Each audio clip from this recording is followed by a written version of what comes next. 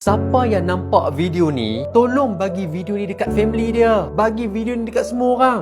Dan kalau boleh, bagi kat family dulu. Wih, sebab apa tu Ustaz? Sebab dalam video ni, kita nak baca satu doa. Doa ni bukan biasa-biasa.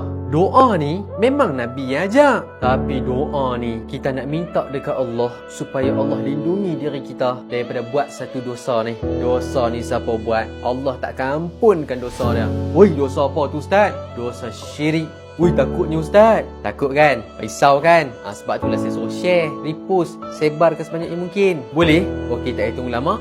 Jom kita baca doa ni sama-sama. Saya baca pelan-pelan. Dekat saya berhenti tu, ikut sama-sama nah. Okey, ikut sama-sama nah.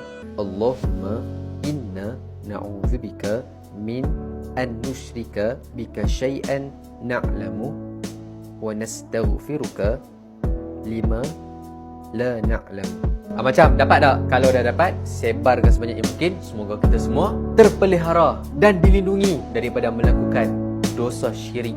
Na'udzubillah. Amin ya rabbal alamin.